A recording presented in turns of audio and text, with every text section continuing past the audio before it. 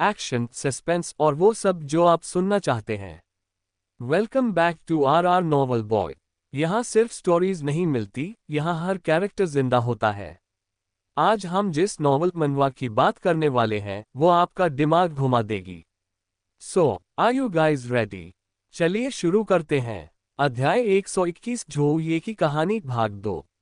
झो ये से पूरी कहानी सुनकर वहां मौजूद हर किसी के रोंगटे खड़े हो गए। उन्होंने कभी सोचा भी नहीं था कि इतनी बुरी घटना घट सकती है। पूरी कहानी उतार चढ़ाव से भरी थी, जिसने उन्हें सजग कर रखा था। अब तक झोये का चेहरा पीला पड़ चुका था और उस पर डर साफ दिखाई दे रहा था।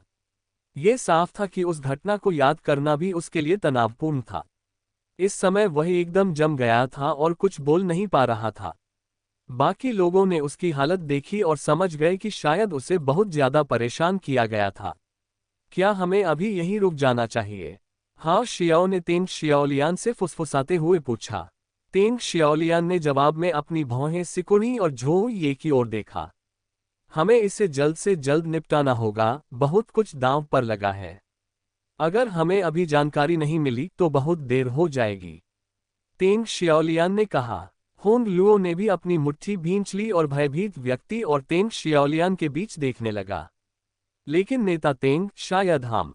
होंग लुओ अभी बोलने ही वाले थे कि अचानक उनकी बात काट दी गई। सबके चेहरे पर तनाव की जगह आश्चर्य के भाव आ गए। अचानक उनके शरीर में शांति की लहर दौड़ गई। फिर उन्हें अपने बगल से आती हल्की हल्की आवाजें भी सुनाई देने लगीं। सबकी निगाहें उस आवाज के स्रोत की ओर घूमी और उन्होंने देखा कि लिन मू वहां आंखें बंद करके खड़ा था। उसके चेहरे पर अत्यंत शांत भाव था, जिसे देखकर हर किसी को शांति का अनुभव होता था। उसके होंठ धीरे धीरे हिल रहे थे और उसके मुंह से मंद मंद मंत्रों की ध्वनि निकल रही थी। तेंग शियाओलियान का ध्यान फिर झो ये की ओर गया। जो व्यक्ति डर के मारे अपने विचारों में जम सा गया था, वह अचानक बदल गया। उसके चेहरे से डर गायब हो गया और उसकी जगह शांति छा गई। उसकी बाहें और कंधे, जो जकड़े होने के कारण तनावग्रस्त थे, अब शिथिल हो गए थे। भय के कारण उसकी आंखें जो बेजान सी हो गई थीं, उनमें भी चमक लौट आई थी। उसकी सांसें जो अनियमित और भारी थीं, अब नियमित और एक समान लय में चलने लगी थीं। दरअसल लिन मू जो कर रहा था वह केवल हृदय को शांत करने वाले सूत्र का जाप था। वह बहुत पहले ही बाह्य बोध के दूसरे चरण तक पहुंच चुका था, इसलिए जानता था कि अब वह इसका प्रयोग दूसरों पर कर सकता है। वर्तमान परिस्थिति इसके प्रयोग के लिए सर्वोत्तम प्रतीत होती थी और इससे झो ये को मानसिक स्तर पर भी ठीक होने में मदद मिली। दरअसल जब लिन मू ने अपनी आध्यात्मिक इंद्रियों से झो ये का अवलोकन किया तो उन्होंने पाया कि उनकी आध्यात्मिक ऊर्जा का प्रवाह भी बेहतर हो गया था। स्पष्टतः उस घटना के आघात ने उन्हें मानसिक रूप से आहत किया था और उनकी साधना को भी प्रभावित किया था। 1 मिनट बाद लिन मू ने मन को शांत करने वाले सूत्र का जाप बंद कर दिया और अपनी आंखें खोलीं। तब उन्हें अपने चेहरे पर सबकी निगाहें दिखाई दीं। लेकिन ये निगाहें सदमे या आश्चर्य की नहीं, बल्कि गहरे सम्मान की थीं। लिन मू को पता नहीं था, लेकिन आज उसने इन भाड़े के सैनिकों के भीतर सम्मान और थोड़ी सी श्रद्धा का बीज बो दिया था। ज़ुकोंग इस पूरी घटना को करीब से देख रहा था और उसने लिन मू को हृदय को शांत करने वाले सूत्र का प्रयोग करने से नहीं रोका। उसने उसे अपनी मर्जी से चलने दिया और जाहिर तौर पर यह सही निर्णय था, क्योंकि जब उसने इन भाड़े के सैनिकों की आंखों में छिपी भावनाओं को देखा तो वह समझ गया कि लिन मू शायद एक नई यात्रा पर निकल पड़ा है। बौद्ध मार्ग की इच्छा के निशान पहले से ही दिखाई दे रहे हैं। क्या वह इसकी मान्यता भी प्राप्त करने जा रहा है? शुकोंग ने सोचा। भले ही उसे इसकी मान्यता मिल जाए, कम से कम ये राक्षसी मार्ग की इच्छा जितनी समस्याजनक तो नहीं होगी। कुछ भिक्षु तो ऐसे होंगे ही जिन्हें बौद्ध मार्ग की इच्छा की मान्यता प्राप्त होगी। अगर ऐसी नौबत आई तो लिन मू उनकी शरण ले सकता है, शुकोंग ने सोचा। लिन मू ने निगाहों की परवाह नहीं की, बल्कि उसने झो ये को देखना जारी रखा। क्या अब आप बेहतर महसूस कर रहे हैं? लिन मू ने शांत स्वर में पूछा। अब तरोताजा और राहत महसूस कर रहे झो ये ने धीरे से अपना सिर हिलाया। जी हाँ, आपने जो भी किया उसके लिए धन्यवाद, झो ये ने जवाब दिया। तो अब क्या आप हमें बाकी की कहानी बताएंगे? लिन मू ने पूछा। झो ये ने फिर से सिर हिलाया और बोलने से पहले अपना गला साफ किया। डोनफेंग झाओ का सिर काटे जाने के बाद मैं भयभीत हो गया और जितना हो सके किनारे हटने की कोशिश की। सौभाग्य से काले वस्त्रधारी लोग मुझसे ज्यादा करीब थे और उन पर पहले हमला हुआ। भालू ने उन पर भी हमला किया और उन्हें भी आसानी से मार डाला।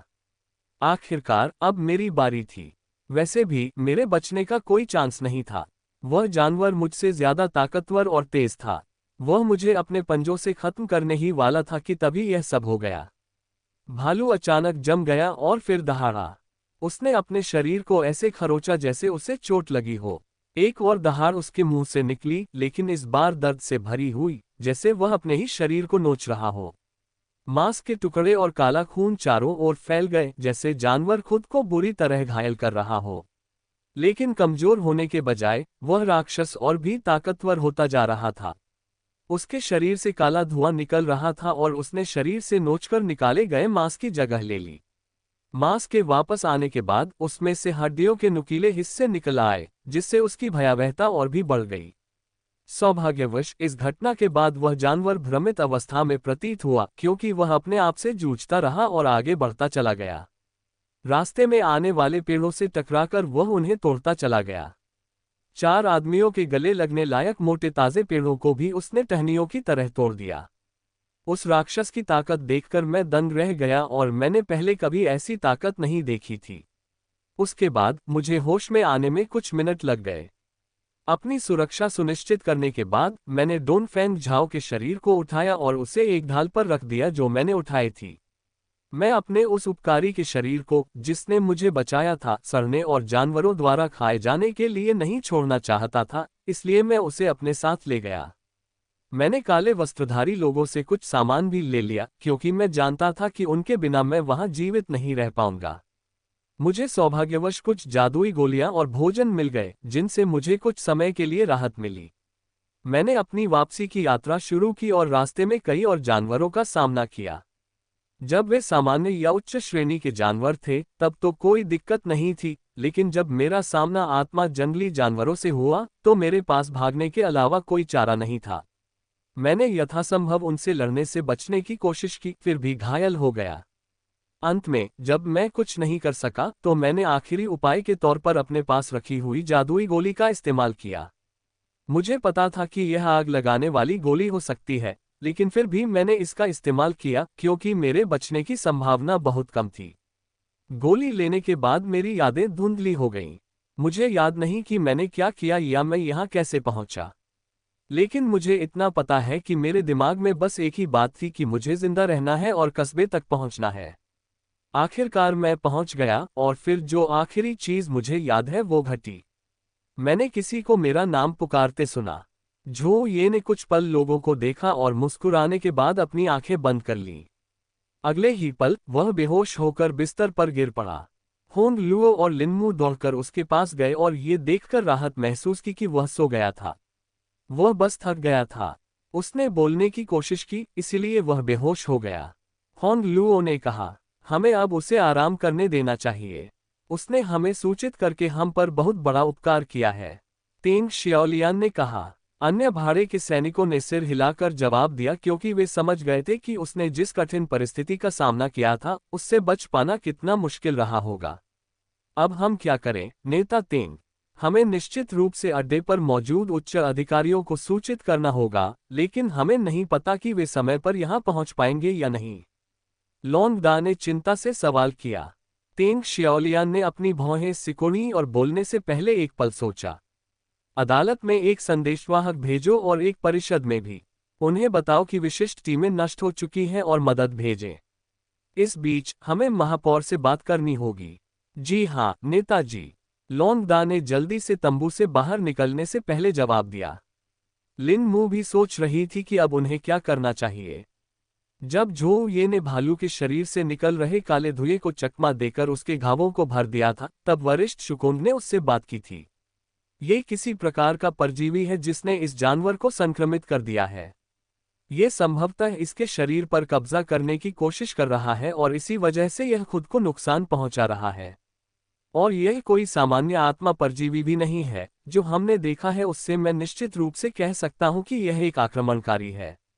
जुकोंग ने कहा। एक आक्रमणकारी? अध्याय 122 आक्रमणकारी। एक नया शब्द सुनकर लिन मू की जिज्ञासा फिर से जाग उठी और वह जानने के लिए उत्सुक हो गया कि इसका अर्थ क्या है।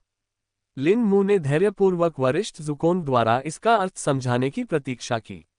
सरल शब्दों में कहें तो आक्रमणकारी मूल रूप से एक ऐसा प्राणी है जो किसी ऐसी दुनिया में प्रवेश करता है जहां उसे प्रवेश करने की अनुमति नहीं होती।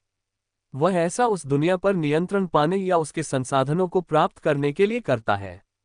देखो, अधिकांश दुनियाओं में एक अंतर्निहित अवरोध होता है। ये अवरोध उस दुनिया की इच्छा से निर्मित और संचालित होते हैं।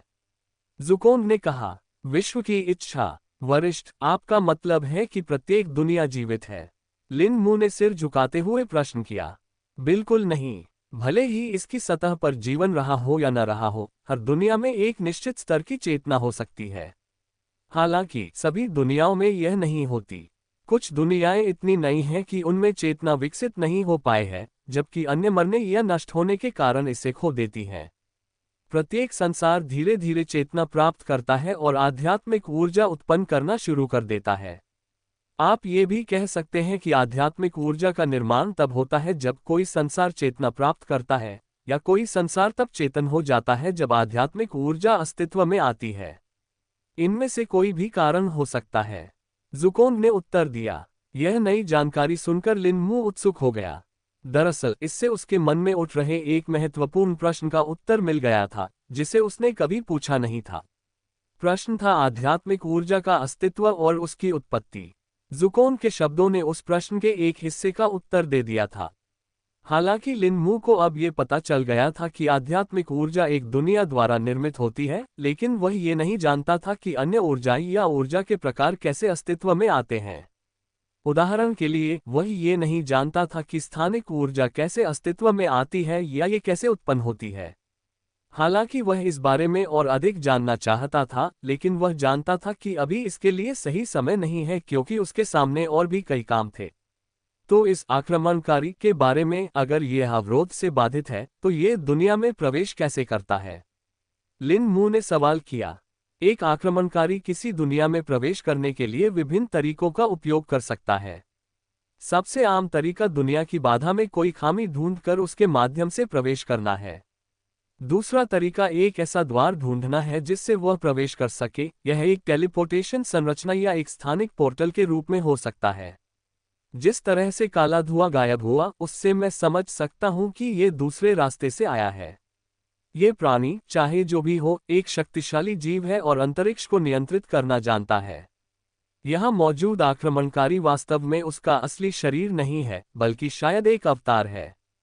ज़ुकोन ने उत्तर दिया। सीनियर ज़ुकोन द्वारा अवतार का उल्लेख करते ही लिन मू को तुरंत अपने वास्तविक शरीर की याद आ गई और यह भी याद आ गया कि उन्होंने लिन मू के साथ रहने के लिए एक छोटा अवतार बनाया था।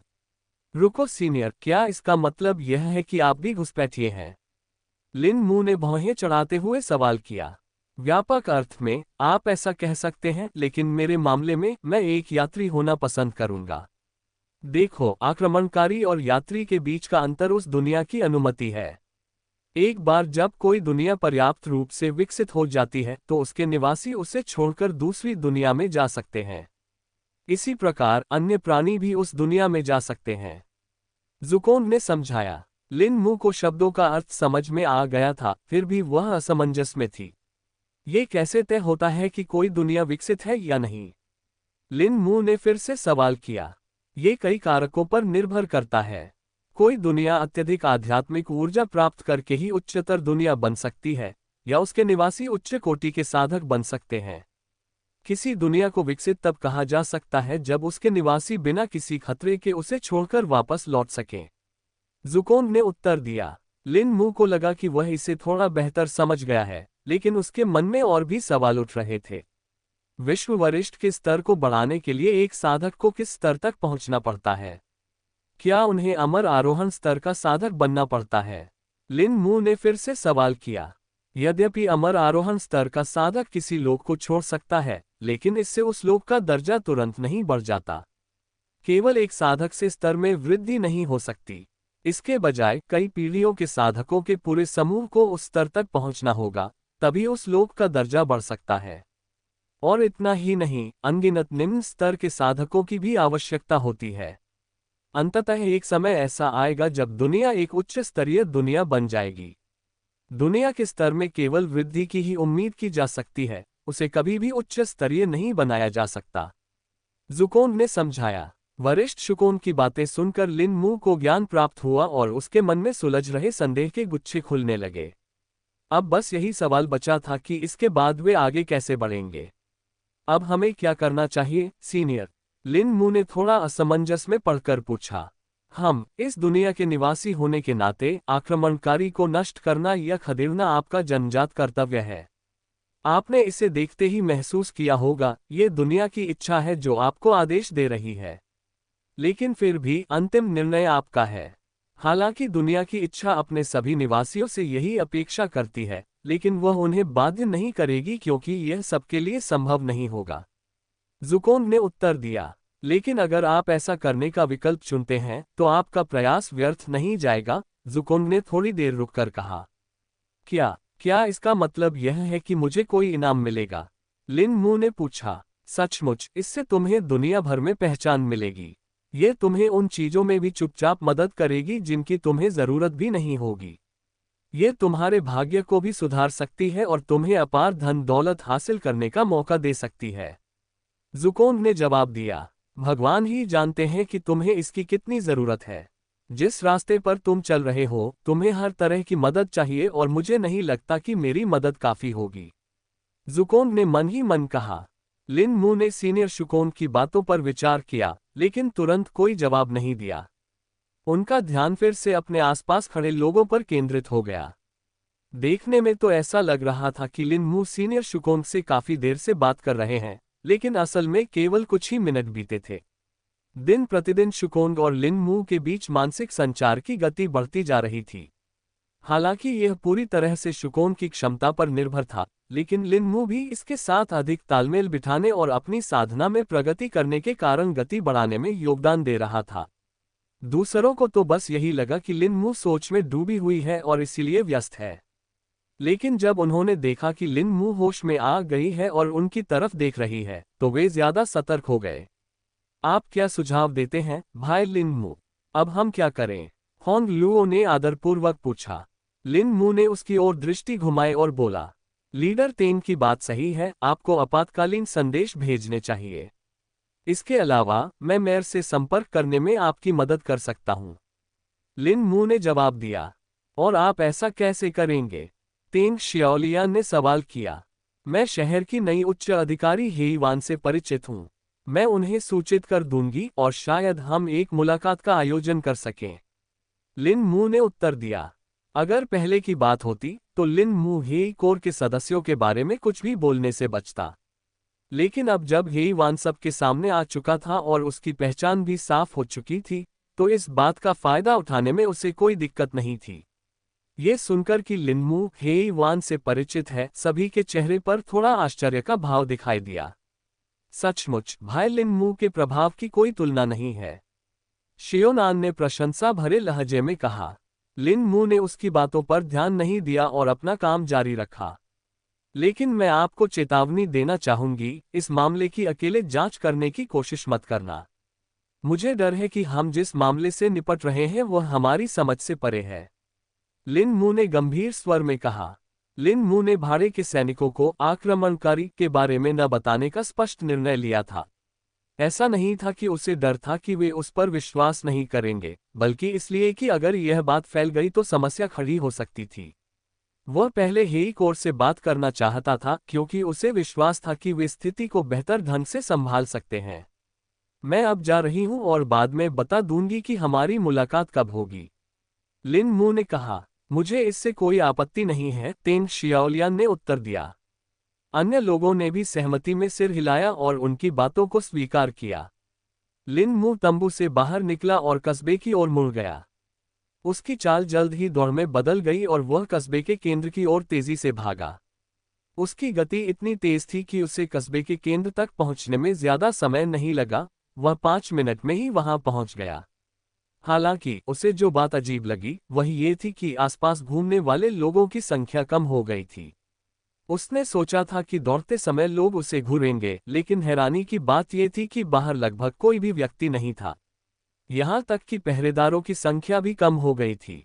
जब वह कस्बे के केंद्र के सामने खड़ा हुआ तभी उसे इसका कारण समझ में आया। अध्याय 123 सुदृढ़ीकरण। फिलहाल कस्बे के केंद्र के सामने लोगों की एक पूरी भीड़ खड़ी थी। भीड़ के किनारों पर सुरक्षा कर्मियों के दस्ते पूरी तरह से अपनी वर्दी में खड़े थे, मानो किसी भी स्थिति के लिए तैयार हों। भीड़ खामोशी से खड़ी थी, जो उसके लिए आश्चर्यजनक था क्योंकि इतनी बड़ी संख्या में लोगों के इकट्ठा होने पर ऐसा शायद ही कभी होता था।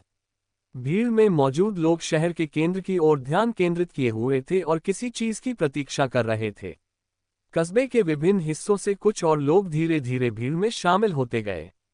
इस स्थिति को देखकर लिन मू असमंजस में पड़ गया और उसने अपनी आध्यात्मिक शक्ति का प्रसार करते हुए भीड़ का अवलोकन करना शुरू कर दिया। उसे थोड़ा आश्चर्य हुआ जब उसने देखा कि मूक मिंग बंधुओं को अपने साथ लाए कुछ भाड़े के सैनिकों के साथ भीड़ के आगे खड़ा पाया।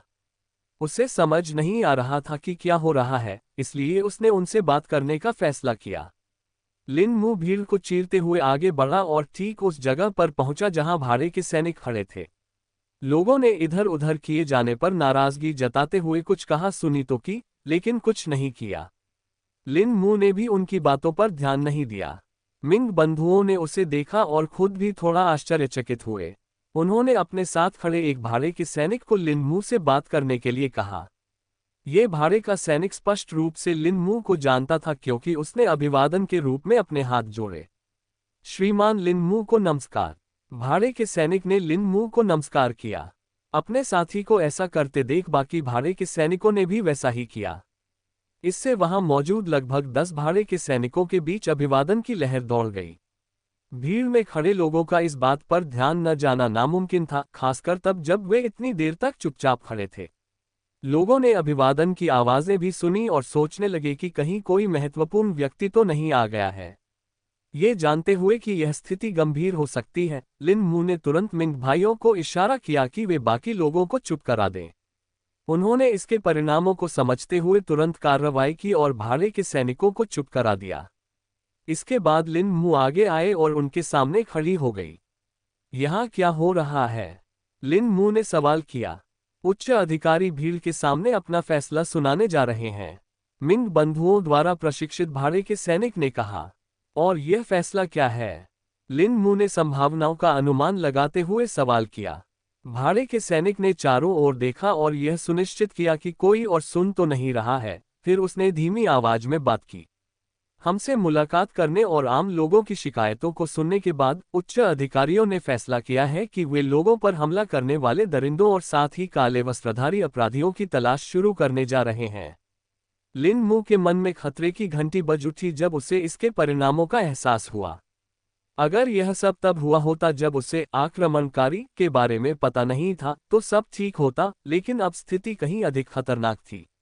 अगर आम लोगों को इस अधूरी जानकारी का पता चल जाए तो वे बहुत उत्तेजित हो सकते हैं और शायद खुद ही दोषियों की तलाश शुरू कर दें। इससे भले ही दोषियों की गतिविधियां कुछ हद तक रुक जाएं, लेकिन यह उन्हें कुछ और भी गंभीर कदम उठाने के लिए उकसा सकता है। लिन मू अब समझ गया था कि उसे हेई वान को रोकना होगा और उसे स्थिति की सच्चाई बतानी होगी। ये जानते हुए कि शायद उसके पास ज्यादा समय नहीं है, उसने भाड़े के सैनिकों की ओर रुख किया। उच्च अधिकारी कहाँ हैं? क्या वे अभी भी शहर के केंद्र में हैं या कहीं और हैं? लिन मू ने सवाल किया। हाँ, वे शहर के केंद्र में ही होने चाहिए। उनकी गाड़ी अभी भी एक तरफ खड़ी है, इसलिए यही सबसे अधिक संभावना है, भाड़े के सैनिक ने उत्तर दिया। लिन मू कस्बे के केंद्र के प्रवेश द्वार की ओर तेजी से दौड़ा और वहां खड़े रक्षकों ने उसे रोकने की कोशिश की।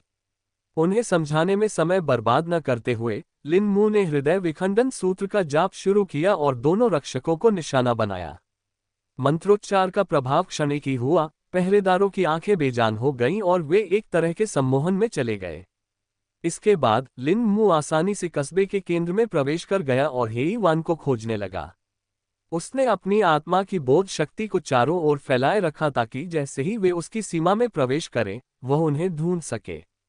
इस मंजिल पर उनका पता न चलने पर लिन मू अगली मंजिल पर चला गया। उसे पहले से ही अंदाजा था कि वह संभवतः नगर प्रमुख के कार्यालय में होगी, लेकिन वह इस अनुमान के आधार पर कोई गलती नहीं करना चाहता था।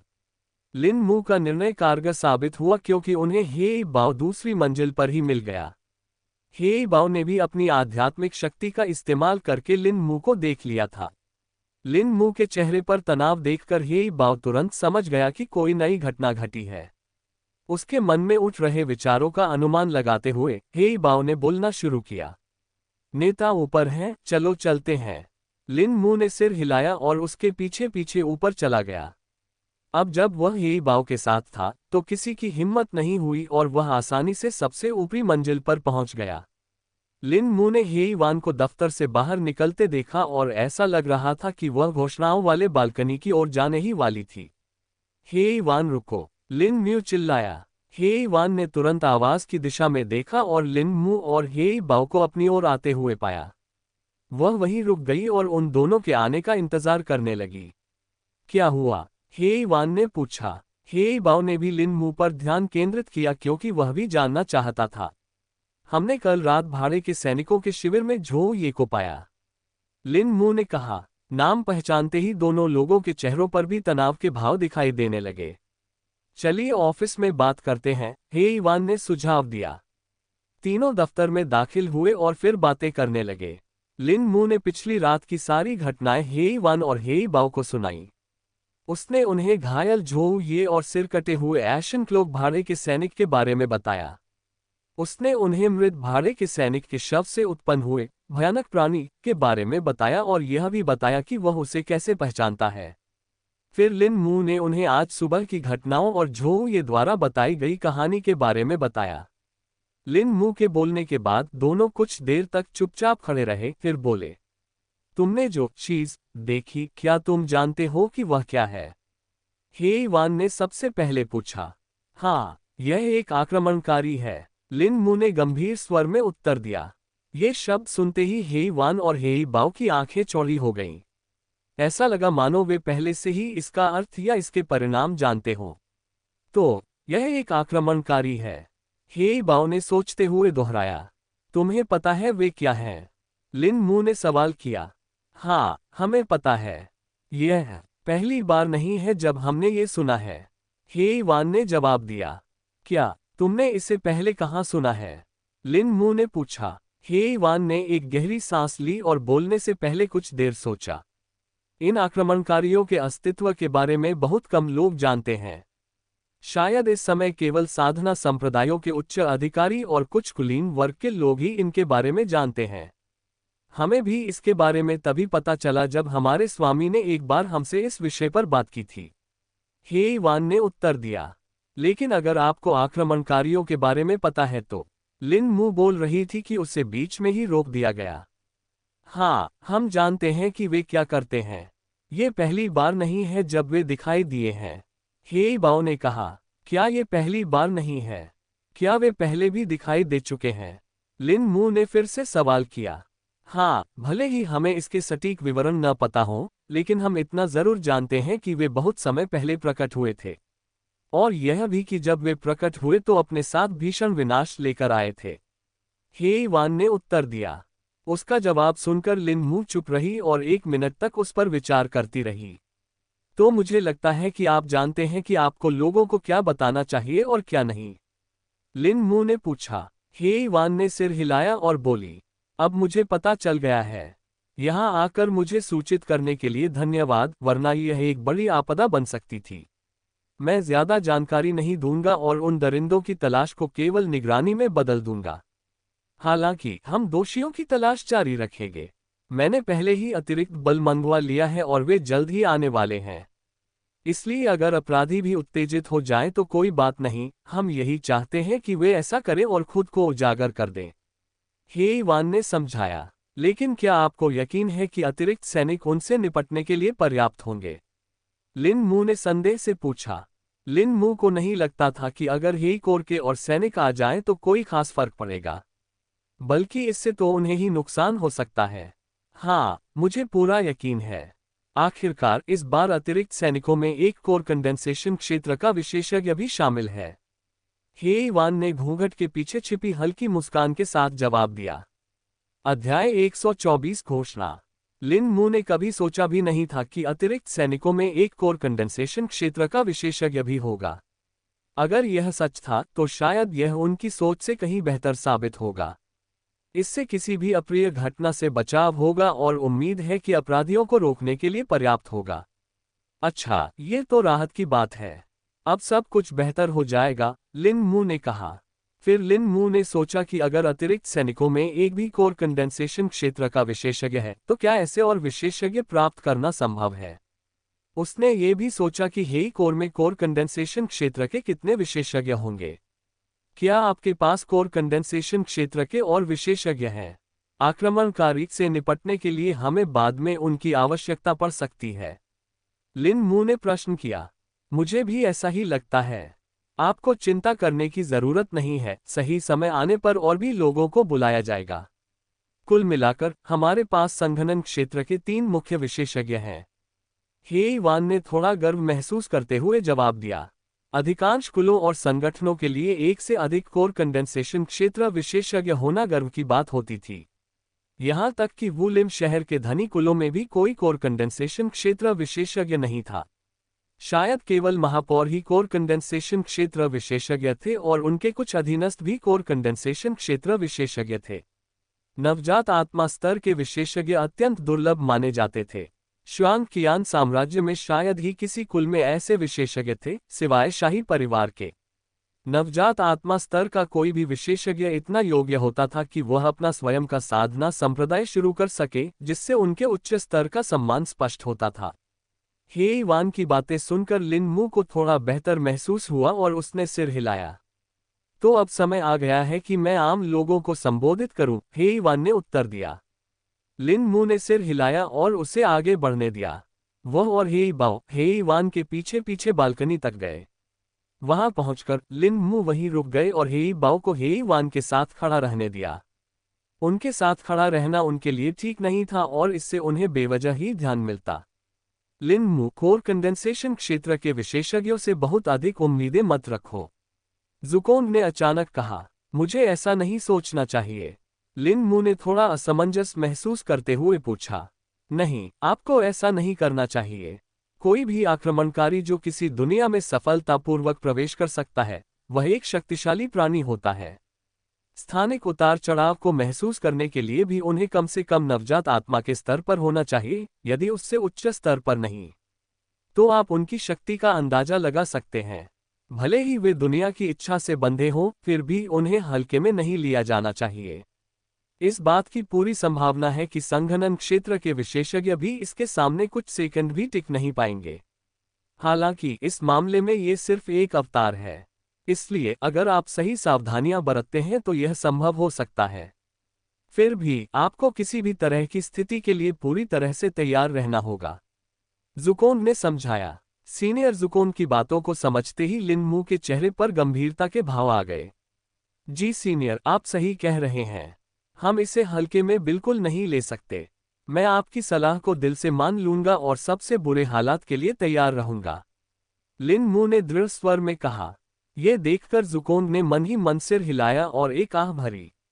वह काफी आज्ञाकारी तो है, लेकिन उसे अभी बहुत कुछ सीखना बाकी है। मुझे बस यही उम्मीद है कि मुझे उसे सिखाने के लिए पर्याप्त समय मिलेगा, ज़ुकोंग ने मन ही मन असहाय स्वर में कहा।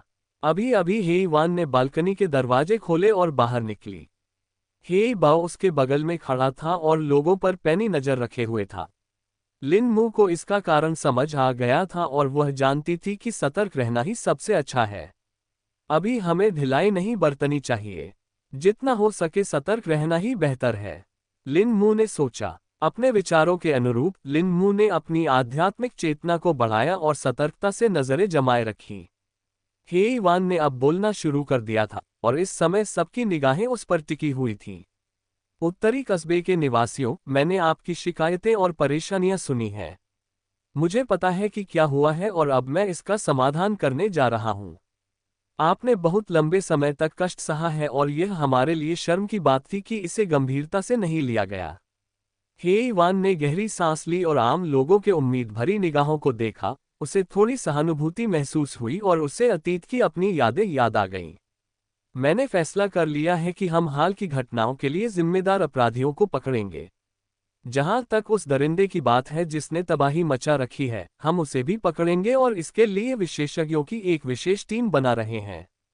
अब तक आम लोगों के चेहरों पर खुशी की हल्की सी झलक दिखाई देने लगी थी।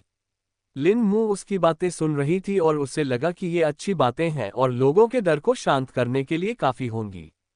यहां तक कि जिन भाड़े के सैनिकों के साथ अन्याय हुआ था और जिन पर झूठे आरोप लगाए गए थे, उन्हें भी इससे फायदा होना चाहिए। लेकिन जैसे ही लिन मू इस बारे में सोच रहा था, अचानक उसे अपनी आध्यात्मिक चेतना की सीमा में कुछ महसूस हुआ। वह बहुत तेजी से आगे बढ़ रहा था और हेई वान और हेई बाओ से मात्र 5 मीटर दूर था। उसके मन में खतरे की घंटी बज उठी और उसने सहज प्रवृत्ति से कार्रवाई की।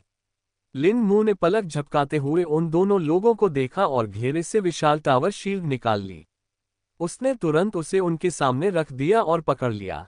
शील्ड से किसी चीज के टकराने की दो तेज आवाजें सुनाई दी। लिन मू अब समझ गया था कि वे दोनों वस्तुएं वास्तव में धनुष के तीर थे, जिनकी नोकें काले तरल से चमक रही थीं।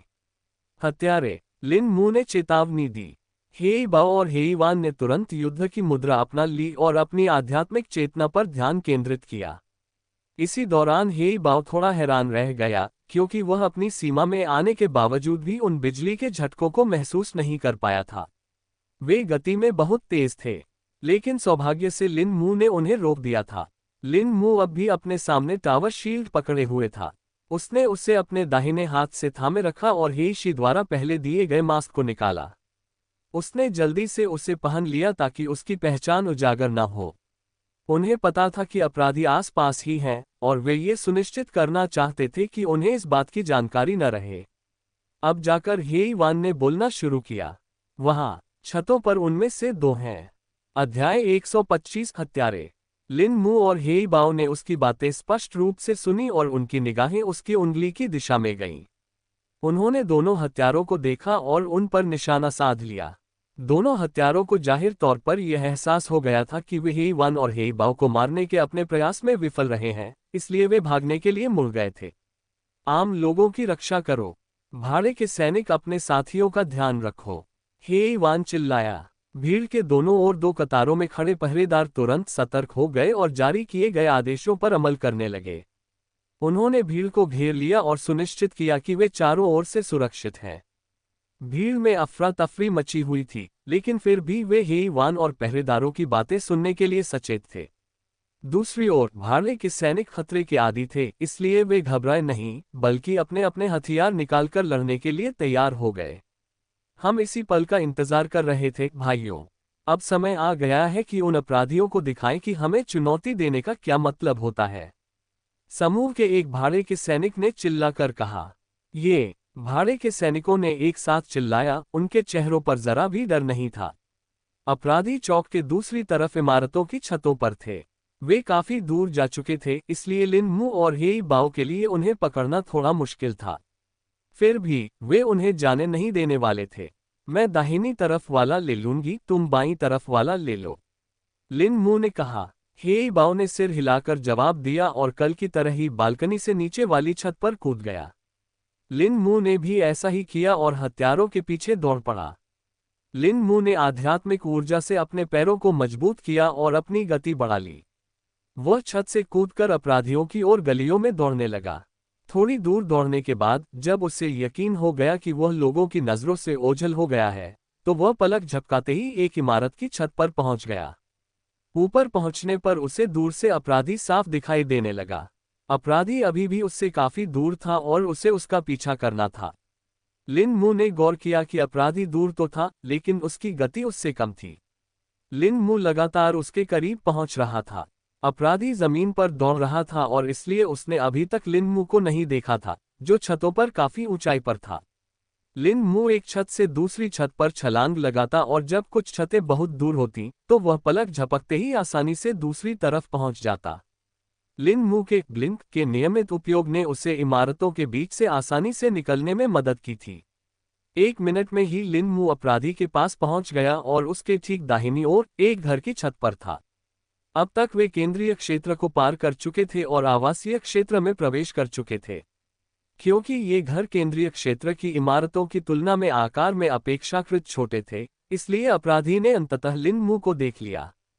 यदि अपराधी का चेहरा कपड़े से ढका न होता तो उसके चेहरे पर घोर आश्चर्य का भाव स्पष्ट रूप से देखा जा सकता था। लिन मू ने ठीक उसी क्षण का फायदा उठाया जब अपराधी स्तब्ध होकर पलकें झपका रहा था। अपराधी तब और भी ज्यादा चौंक गया जब उसके सामने खड़ा व्यक्ति पलक झपकते ही हवा में गायब हो गया। लिन मू अपराधी के पीछे प्रकट हुआ और उसके सिर पर एक जोरदार मुक्का मारा। हालांकि इस मुक्के में आध्यात्मिक ऊर्जा का कोई बल नहीं था, फिर भी लिन मू की 10वें स्तर की शारीरिक शक्ति उसे तुरंत बेहोश करने के लिए पर्याप्त थी। अपराधी जमीन पर गिर पड़ा और उस पर धूल बिखेर दी। हाँ, लिन मू ने यह सुनिश्चित करने के बाद राहत की सांस ली कि वह व्यक्ति घायल तो हो गया है, लेकिन अभी भी जीवित है। सच कहूं तो उसे अपनी ताकत पर थोड़ा संदेह था और इसलिए उसने अपनी पूरी ताकत का इस्तेमाल नहीं किया था। उसे थोड़ी चिंता थी कि अगर उसने ज्यादा ताकत लगा दी तो कहीं वह उसे बेहोश करने के बजाय मार ही न डाले। तब लिन मू को एहसास हुआ कि वास्तव में उसके पास उस आदमी को बांधने के लिए रस्सी ही नहीं थी। उफ, मुझे अब और चीजें खरीदना याद रखना होगा, लिन मू ने मन ही मन बुदबुदाया। फिर उसने कुछ कपड़े निकाले और उन्हें उस आदमी के हाथों और पैरों पर लपेटकर उसे बांध दिया। अब जब ये काम पूरा हो गया था तो उसके मन में एक और सवाल आया। ये सवाल अपराधी को ले जाने के बारे में था। वह पहरेदारों के आने का इंतजार वहीं कर सकता था, लेकिन उसे डर था कि अपराधी के साथी उसे ढूंढ लेंगे या शायद अपराधी खुद को छुड़ा लेगा। कोई और उपाय न सूझने पर लिन मू ने उस आदमी को अस्थायी रूप से अपनी अंगूठी में डालने का फैसला किया। हालांकि वह जानता था कि वह उसे ज्यादा देर तक अंदर नहीं रख सकता, वरना वह दम घुटकर मर जाएगा। अपनी अंगूठी में थोड़ी हवा भरने की कोशिश करो। मैं उसे ऐसी जगह पर बंद कर दूंगा ताकि वह आदमी उसमें सांस ले सके, ज़ुकोंग ने लिन मू के मन में कहा। लिन मू की आंखें चमक उठी और उसने जवाब दिया, जी हाँ सीनियर। लिन मू ने पहले भी अपनी अंगूठी में हवा भरने की कोशिश की थी, लेकिन समस्या ये थी कि हवा अंगूठी के अंदर के वातावरण में फैल जाती थी। यहाँ तक कि वरिष्ठ ज़ुकोंग भी अंगूठी के अंदर के स्थान के आकार को समझ नहीं पाए थे, इसलिए इसकी विशालता का केवल अंदाजा ही लगाया जा सकता है। लिन मू चाहे अंगूठी में कितनी भी हवा भरने की कोशिश करे, वह फैलकर बेकार हो जाती। जानवरों को कैद करने के अपने पिछले प्रयोग से उसे इसके परिणामों का पहले ही अंदाजा हो चुका था। लेकिन अब जब वरिष्ठ ज़ुकोंग खुद उसकी मदद कर रहे थे तो उसके लिए यह कोई बड़ी समस्या नहीं होनी चाहिए थी। लिन मू ने इच्छाशक्ति दिखाए और उसके आसपास की हवा उसकी अंगूठी में प्रवेश करने लगी। वह सचमुच आसपास की धूल को अपनी ओर आते हुए देख सकता था। 1 मिनट बाद उसे लगा कि उसने अंगूठी में पर्याप्त मात्रा में हवा भर ली है, हालांकि वह अभी भी उसकी सटीक मात्रा का अनुमान नहीं लगा सकता था। चिंता मत करो, कम से कम 1 घंटे तक सांस लेने के लिए ये हवा उसके लिए काफी होगी, ज़ुकोंग ने कहा। अगर आप ऐसा कहते हैं सीनियर, लिन मू ने आदरपूर्वक उत्तर दिया। फिर उसने बेहोश अपराधी को अंगूठी में रखा और दूसरे अपराधी की दिशा में दौड़ने लगा। लिन मू जाहिर तौर पर हेई बाओ को अपराधी से निपटने के लिए अकेला नहीं छोड़ना चाहता था। उसे तो ये भी नहीं पता था कि हेई बाओ अपराधी तक पहुंच पाया है या नहीं। अध्याय 126 आत्मघाती अपराधी। लिन मू दोबारा छतों पर चढ़ गया क्योंकि वह जानता था कि जमीन पर हेई बाओ और अपराधी को ढूंढना लगभग नामुमकिन होगा। उसने पलक झपकाने की शक्ति का इस्तेमाल करके तेजी से ऊपर पहुंचकर उस जगह की ओर दौड़ना शुरू कर दिया जहां उसे उनके होने की आशंका थी। लिन मू एक छत से दूसरी छत पर कूदता हुआ जल्दी ही उस जगह पहुंच गया जहां उसे हेई बाओ के होने की उम्मीद थी। लेकिन जब उसने चारों ओर देखा तो वह उसे कहीं भी नहीं दिखा। उसे आश्चर्य हुआ कि क्या वह कहीं आगे चला गया है या वे पीछे कहीं चले गए हैं। लिन मू जानता था कि वह हेई बाओ और अपराधी से तेज है, इसलिए उनके आगे निकलने की संभावना बहुत कम थी। वह पीछे मुड़ा और उस ओर दौड़ पड़ा। कुछ मिनट बाद उसने दोनों आदमियों को जमीन पर लड़ते देखा और उसे पता चल गया कि उसका अनुमान सही था। चलो इसे जल्दी खत्म करते हैं, लिन मू ने बुदबुदाते हुए कहा। फिर वह छत से नीचे कूद गया और लड़ रहे दोनों लोगों के पास पहुंचा। हेई बाओ और अपराधी ने उसे आसानी से देख लिया। हेई बाओ के चेहरे पर कोई भाव नहीं बदला, लेकिन लिन मू समझ गया कि अपराधी अब घबरा रहा है। लिन मू ने अपराधी की साधना को भांप लिया था और जान लिया था कि वह चिशोधन के मध्य स्तर पर है, ठीक उसी स्तर पर जिसे उसने पहले पकड़ा था। हालांकि हेई बाओची शोधन के शिखर स्तर पर था, लेकिन वह अपनी पूरी शक्ति का प्रयोग नहीं कर रहा था क्योंकि वह अपराधी को पकड़ना चाहता था, न कि उसे मारना। लिन मू अभी कुछ करने ही वाला था कि अपराधी ने कुछ ऐसा किया जिसकी उसे उम्मीद नहीं थी। अपराधी ने अपनी आस्तीन से एक काली गोली निकाली और अपना चेहरा ढकने वाला कपड़ा एक तरफ हटा दिया। नहीं, हेई बाओ चिल्लाया। वह अपराधी को रोकने के लिए झपटा, लेकिन इससे पहले कि वह कुछ कर पाता, अपराधी ने गोली मुंह में डाली और निगल ली। लिन मू भी दौड़कर अपराधी के पास खड़ा हो गया। वह उसे बचाना चाहता था, लेकिन बहुत देर हो चुकी थी क्योंकि काली गोली का असर शुरू हो गया था और अपराधी कांपने लगा था। कोई फायदा नहीं, अब तुम उसे बचा नहीं सकते, ज़ुकोन बोला। लिन मू ने बस सिर हिलाया और अपराधी को घूरती रही, जो अब जमीन पर स्थिर पड़ा था और कांप नहीं रहा था। बहुत देर हो चुकी थी। मुझे शुरू से ही जोखिम उठाकर उसे रोकना चाहिए था, हेई बाओ ने खेद व्यक्त करते हुए कहा। फिर उसने लिन मू की ओर मुड़कर देखा और चारों ओर नजर घुमाई। तो क्या तुम अपने अपराधी को पकड़ने में नाकाम रहे? हेई बाओ ने पूछा। नहीं, लिन मू ने सिर हिलाते हुए जवाब दिया। इसके बाद उसने बेहोश आदमी को अपने घेरे से बाहर निकाला और उसे लिटा दिया। क्या तुमने उसे एक अंतरिक्षीय खजाने में डाल दिया? क्या वह जीवित भी है? हेई बाओ ने हैरानी से कहा। यह सर्वविदित था कि जीवित प्राणियों को आमतौर पर अंतरिक्षीय भंडारों में नहीं रखा जा सकता, जब तक कि वे विशेष रूप से उनके भंडारण के लिए न बनाए गए हों।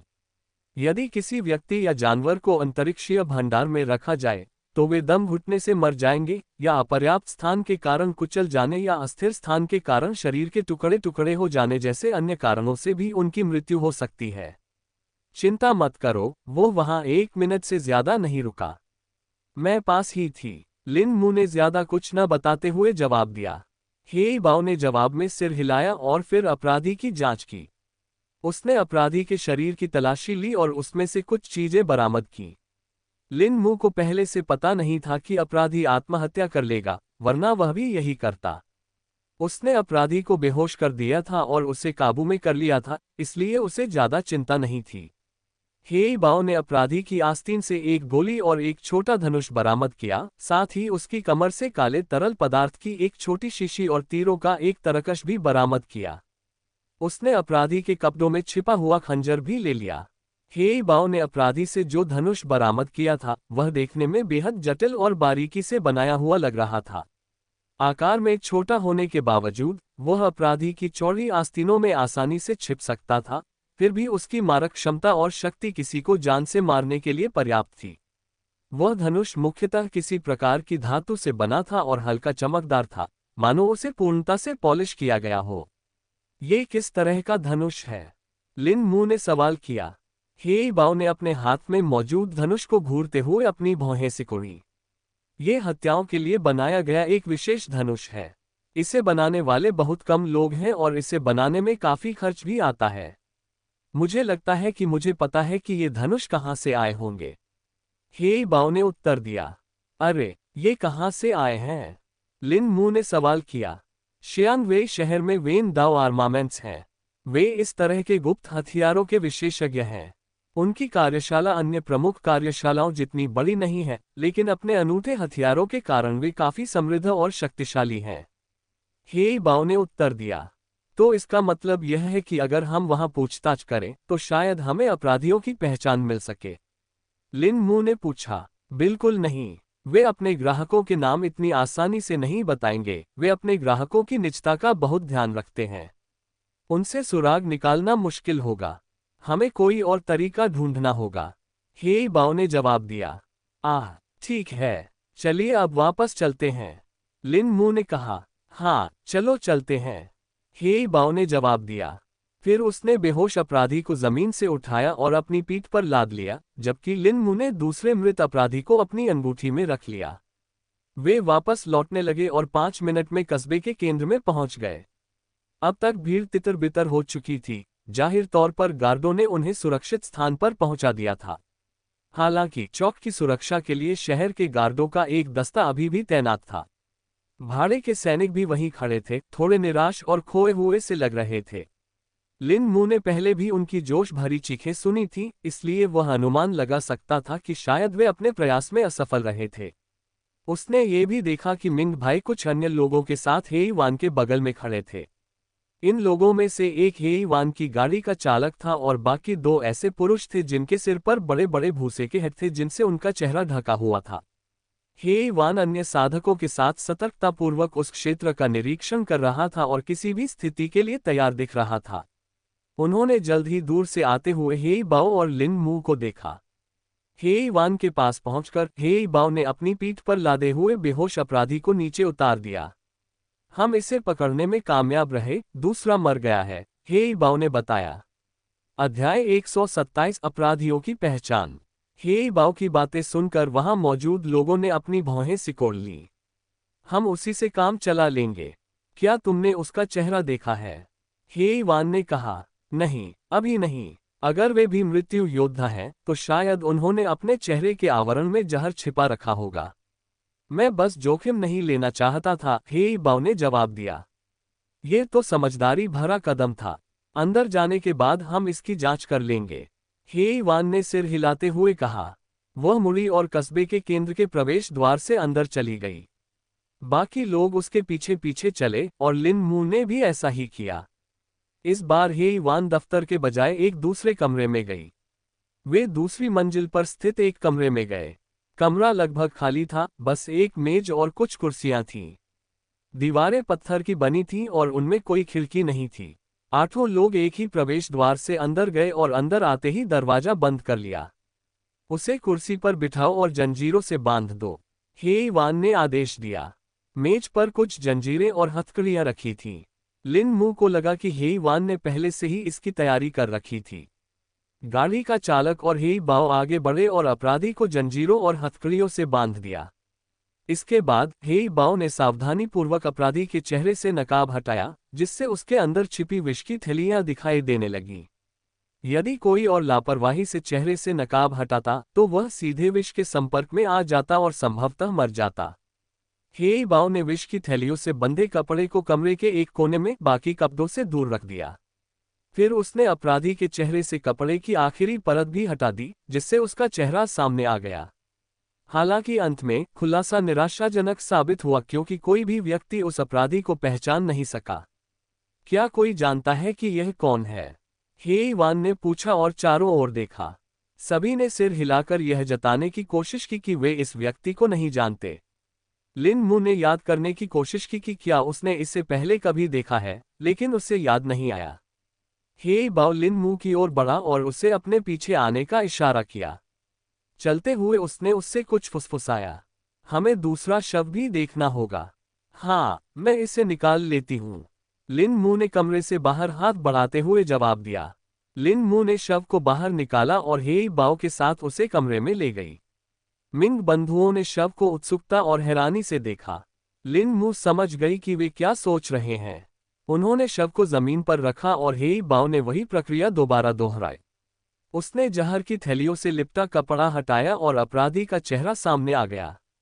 इस बार लिन मू ने भौहें चढ़ाते हुए उस चेहरे को पहचान लिया। मैं इस व्यक्ति को जानता हूं, लिन मू ने कहा। लिन मू की बात सुनकर सब लोग उसकी ओर देखने लगे। ये कौन है? हेई वान ने पूछा। मुझे उसका नाम नहीं पता, लेकिन मुझे इतना पता है कि वह उन गार्डों में से एक था जो उस जानवर के हमले के बाद गायब हो गए थे, लिन मू ने जवाब दिया। मृत अपराधी कोई और नहीं बल्कि वही पहरेदार था जिसे उसने काले वस्त्रधारी व्यक्तियों की हत्या करने वाली रात शहर के प्रवेश द्वार पर देखा था। हेई वान ने उन दो आदमियों की ओर रुख किया जिन्होंने अपने चेहरे को ढकने वाली बड़ी बड़ी भूसे की टोपियां पहन रखी थीं। उनकी पहचान की जांच करो और कुछ ऐसे गार्डों को ढूंढो जो इस मृत गार्ड के बारे में अधिक जानते हों, हेई वान ने आदेश दिया। दोनों व्यक्तियों ने सिर हिलाया और तुरंत अपने आदेशों का पालन करने के लिए कमरे से बाहर निकल गए। अंत में हेई वान ने मिंग भाइयों की ओर मुड़कर देखा। तुम दोनों जानते हो कि फिलहाल इस जानकारी को गोपनीय रखना ही सबसे अच्छा है ना? हेई वान ने ठंडे स्वर में कहा। हेई वान की ठंडी निगाहें देखते ही मिंग बंधुओं की पीठ पर पसीना आ गया। घूंघट के कारण वे उसका चेहरा तो नहीं देख पा रहे थे, लेकिन फिर भी वे छिपे हुए दबाव और इरादे को महसूस कर सकते थे। उन्होंने अपनी सहमति जताने के लिए जल्दी से सिर हिलाया। अच्छा, तो फिर अपने नेता को बुलाओ, मैं उनसे इस बारे में बात करूंगा। हे वान ने कहा। दोनों मूक भाइयों के चेहरों पर राहत के भाव उभर आए, क्योंकि उन्हें ये जानकर अच्छा लगा कि अब उनका नेता यहाँ होगा। उन्होंने सिर हिलाया और सम्मानपूर्वक हाथ जोड़कर विदा ली। उनके कमरे से चले जाने और दरवाजा बंद हो जाने के बाद हे वान ने राहत की सांस ली। अब हम खुलकर बोल सकते हैं, हे बाओ ने कहा। हाँ, तो फिर तुम दोनों को और क्या पता चला? हे वान ने पूछा। इसके जवाब में हे बाओ ने उसे 2 धनुष और उन दोनों अपराधियों से बरामद की गई अन्य वस्तुएं दिखाईं। हालांकि हे वान को इनमें से अधिकांश वस्तुओं से कोई खास फर्क नहीं पड़ा, फिर भी धनुष देखकर उसकी भौहें तन गईं। वेन दाओ के हथियार, अगर कोई और होता तो कितना आसान होता। आखिर उन्हीं को क्यों चुनना पड़ा? हे वान ने बेबसी भरे स्वर में कहा। क्या आपके स्वामी कुछ कर पाएंगे? शायद, लिन मू ने पूछा। लिन मू का सवाल सुनकर हे वान ने अपना सिर हिलाया। नहीं, दुर्भाग्य से नहीं। हालांकि वेन दाओ आर्ममेंट्स अपने ग्राहकों की पहचान को लेकर काफी गुप्त रहते हैं, लेकिन उनसे इसे प्राप्त करना कोई बड़ी समस्या नहीं होती। लेकिन अब समस्या यह है कि उन्हें हाल ही में साधना संप्रदाय का समर्थन प्राप्त हो गया है। हे वान ने समझाया। ये सुनकर हे बाओ ने भी हैरानी से अपना सिर झुका लिया। ये तो मेरे लिए बिल्कुल नई बात है। ये कब हुआ? उन्होंने साधना संप्रदाय का आशीर्वाद पाने के लिए कुछ तो किया ही होगा। हे बाओ ने सवाल किया। मुझे भी इसके बारे में हाल ही में पता चला, ये लगभग 1 सप्ताह पहले ही हुआ था। लगता है कुछ साधना संप्रदायों के कुछ शिष्यों को उनकी कार्यशाला पसंद आ गई और उन्होंने उन्हें अपने संरक्षण में लेने का फैसला किया। हे वान ने जवाब दिया। महज शिष्य, ये किस संप्रदाय से हैं कि ये वेन दाओ आर्मामेंट जैसी प्रभावशाली और शक्तिशाली कार्यशाला को अपने संरक्षण में ले सकते हैं? हे बाओ ने अपने चेहरे पर हैरानी के भाव के साथ पूछा। हमें नहीं पता, लेकिन शिष्यों की साधना के स्तर को देखते हुए मुझे आशंका है कि वे शायद किसी शीर्ष संप्रदाय से हों। सभी शिष्यों की साधना का स्तर कोर कंडेंसेशन क्षेत्र में था। हे वान ने उत्तर दिया। क्या? अध्याय 128 हथियारों के लिए अनुरोध करना। न तो हे बाओ और न ही किसी और ने हे वान के मुंह से ये शब्द निकलने की उम्मीद की थी। इस क्षेत्र में कोर कंडेंसेशन स्तर के विशेषज्ञ पहले से ही दुर्लभ थे। यहां तक कि वेन दाओ शस्त्रागार में भी केवल एक ही कोर कंडेंसेशन स्तर का विशेषज्ञ था। ये रहस्योद्घाटन उनके लिए बहुत बड़ा था और वे केवल ये कल्पना कर सकते थे कि वे शिष्य किस प्रकार के संप्रदाय से आए होंगे। शीर्ष संप्रदायों में भी अधिकांश शिष्य ची शोधन स्तर पर थे। केवल भीतरी संप्रदाय के शिष्य ही कुछ मुख्य शिष्यों के साथ मूल संघनन स्तर पर थे। इसका मतलब यह है कि वे कम से कम आंतरिक संप्रदाय के शिष्य तो हैं ही, हे बाओ ने कहा। हे वान ने लाचारी से सिर हिलाकर सहमति जताए। ये सच है और उनकी संख्या को देखते हुए मुझे संदेह है कि वे किसी शीर्ष संप्रदाय के अलावा कहीं और से हो सकते हैं। हे वान ने कहा। तब हे बाओ को एहसास हुआ कि उन्हें अभी भी यह नहीं पता था कि वहां कितने शिष्य हैं। उसने प्रश्नवाचक भाव से हे बाओ की ओर देखा। 11 शिष्य मूल संघनन स्तर पर थे और 15 शिष्य ऊर्जा शोधन स्तर के शिखर पर थे। हे वान ने हे बाओ की निगाहें देखकर उत्तर दिया। इस समय लिन मू भी अवाक रह गया और उसे समझ नहीं आ रहा था कि क्या हो रहा है। उसे लगा जैसे दुर्भाग्य ने उनके एक और रास्ते को अवरुद्ध कर दिया हो। तभी उसे वरिष्ठ ज़ुकोन की आवाज फिर सुनाई दी। फिलहाल ये हमारे लिए उतना मायने नहीं रखता। आपको आक्रमणकारी पर ध्यान केंद्रित करना चाहिए, क्योंकि लंबे समय में वही अधिक समस्या पैदा करने वाला है। ज़ुकोन ने सलाह दी। जी सीनियर, आप सही कह रहे हैं। लिन मू ने धीरे से सिर हिलाते हुए जवाब दिया। फिर उसने कमरे में मौजूद लोगों के चेहरों को देखा और सोचने लगा कि उन्हें आगे क्या करना चाहिए। लिन मू को खांसी आए और उसने सबका ध्यान अपनी ओर खींच लिया। अब हमें मौजूदा स्थिति पर ध्यान केंद्रित करने की जरूरत है, लिन मू ने याद दिलाया। हे बाओ और हे वान ने राहत की सांस ली और सहमति में सिर हिलाया। तुम सही कह रहे हो। हमें फिलहाल अनावश्यक बातों में उलझकर अपना ध्यान नहीं भटकाना चाहिए, हे वान ने कहा। तो अतिरिक्त सैनिक कब आ रहे हैं? लिन मू ने हे वान से पूछा। उनमें से अधिकतर 1 सप्ताह के भीतर यहां पहुंच जाएंगे, लेकिन संघनन क्षेत्र के मुख्य विशेषज्ञ को पहुंचने में लगभग 10 दिन लगेंगे, हे वान ने उत्तर दिया। लिन मू ने उसकी बातें सुनकर हैरानी से अपना सिर झुका लिया। उसे इतना समय क्यों लग रहा है? लिन मू ने सवाल किया। देखिए, कोर कंडेंसेशन विशेषज्ञ हमसे बहुत दूर थे। हमने उन्हें संदेश 4 दिन पहले ही भेजा था।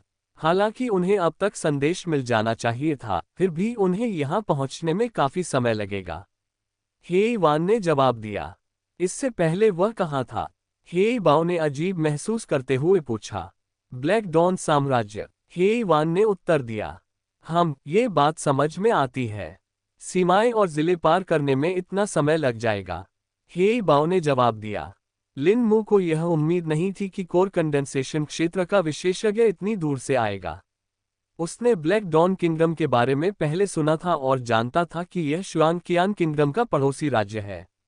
यह उसके पश्चिम में स्थित था और आकार में लगभग शुआंगकियान किंगडम के बराबर था। लिन मू को ब्लैक डॉन राज्य के बारे में ज्यादा जानकारी नहीं थी, सिवाय इसके कि यह एक बंजर राज्य था और इसमें खेती योग्य भूमि बहुत कम थी। शुआंगकियान राज्य और ब्लैक डॉन राज्य में एकमात्र समानता ये थी कि दोनों राज्यों में उत्तरी वन मौजूद था।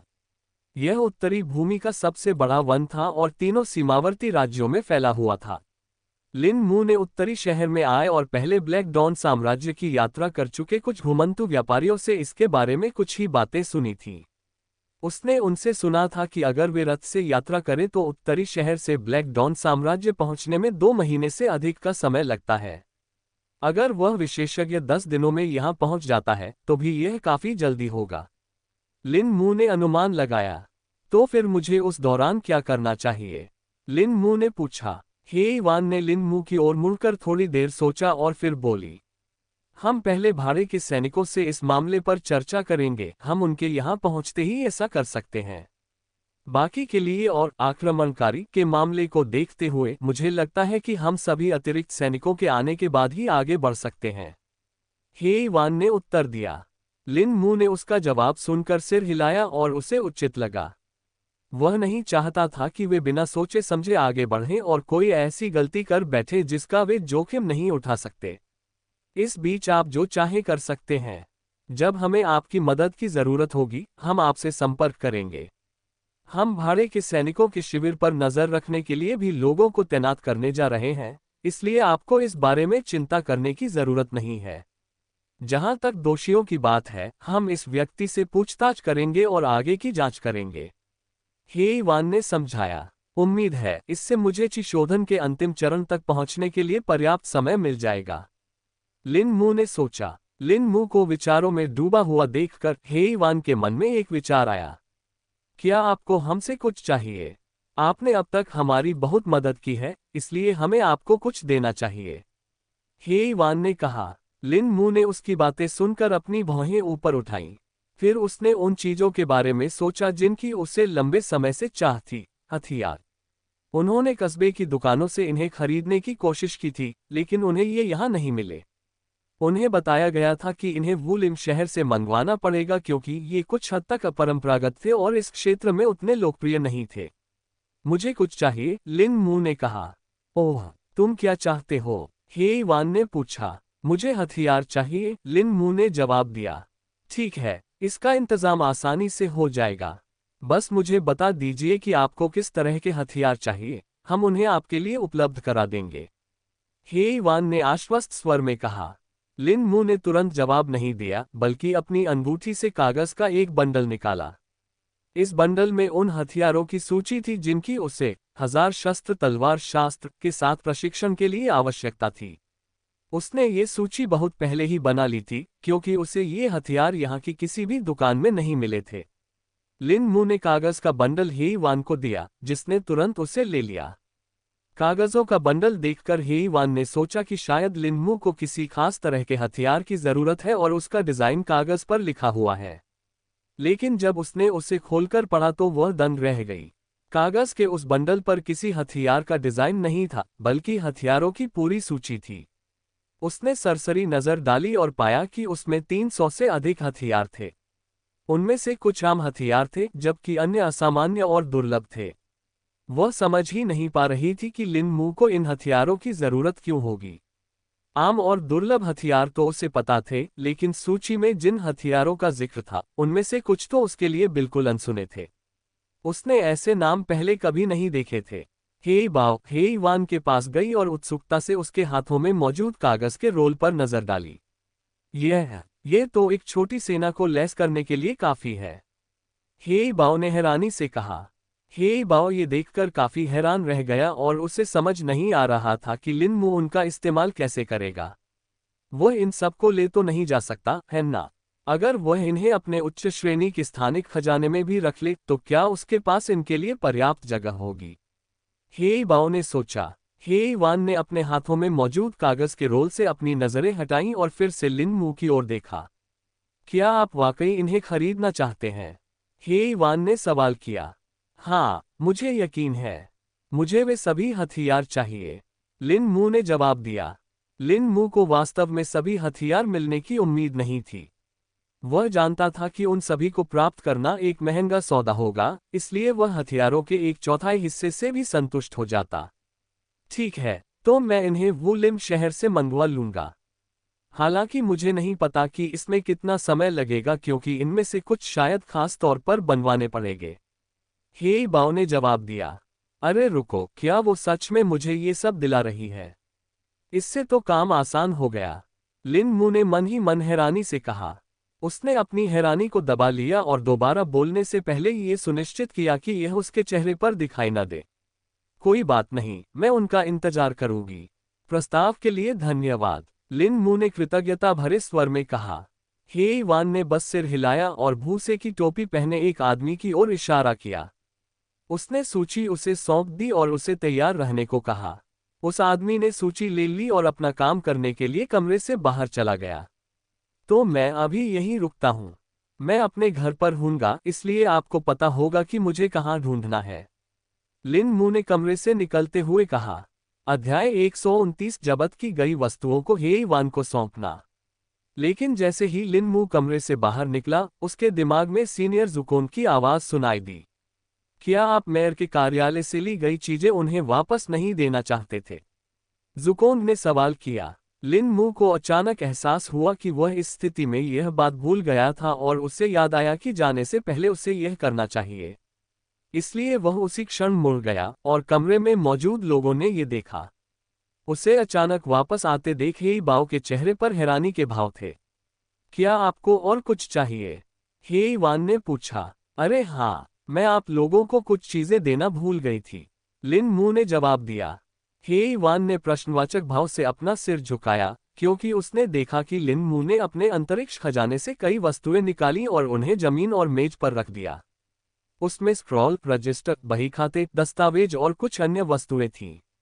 हालांकि लिन मू के हाथ में सोने की चमकती छड़ें देखकर उसके चेहरे पर हैरानी के भाव आ गए। लेकिन बात यहीं खत्म नहीं हुई। लिन मू एक के बाद एक सोने की छड़ें निकालती रही। आखिरकार मेज पर लगभग 40 सोने की छड़ों का एक छोटा सा ढेर बन गया। सांस फूलना। यह मेज पर रखे सोने के ढेर को देखकर हे बाओ हकलाने लगा। ये सब तुम्हें कहाँ से मिला? रुको, क्या ये सब तो नगर प्रमुख के कार्यालय से ही है? कार्यालय से गायब कुछ चीजों की पहचान करने पर हे वान ने सवाल किया। लिन मू ने बोलते हुए सिर हिलाकर जवाब दिया। हाँ, ये सब मुझे नगर प्रमुख के कार्यालय से मिले थे।